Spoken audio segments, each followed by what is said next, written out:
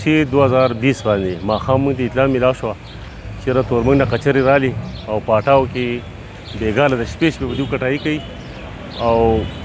ساري تاسو د وخته ځان ورسوئ ساري شاه ظاهر خان و او زموږ نور پارس عمله وه سیچو شو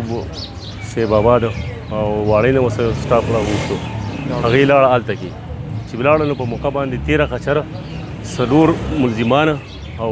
20 عدد سلیپران دلته کې وو او کوم د دې مین ملزمان چې په موقع باندې نه وو چې چا ورته اطلاع کړې وه تښتېدلي وو او دا 4 ملزمان او 11 کچرې او 20 سلیپران موږ قبضه کړه او دا موږ بېګا پاټاو نه راکوسته دلته کې او په هغې باندې قانوني کاروایي وشوه ډیمیج رپورټ یې کټله او دا کاروایي فارسټ او پولیسو مشترکه کاروایي وه چې دا دغه سره خیر سره وشوه او انشاءالله تعالی چې دغه شانته کې زموږ چې ستاسو د میډیا والا د عوامو او د پولیسو تعاون نو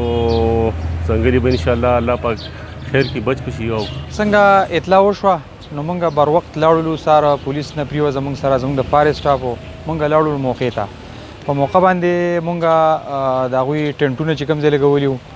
او خچرې وې لرګي پراته وو نو بس مونږ ملزمان ونیول هغوی ځان له د خچرو دپاره لارې جوړولې مونږ ونیو مونږ ویل مونږ پټو کې کار کوو مونږ ویل نه بیا هغوی مونږ سره دغه وکړو چې بالکل مونږ مالکان یو راموستلو خچرې ونیوې لرګي پې بار کړل او داروړې ته م راورسول سره د خچرو بېګا تقریبا مونږ 12 بجې زما خیال دی داسې 12 بجې مونږ رارسېدلي یو داروړې ته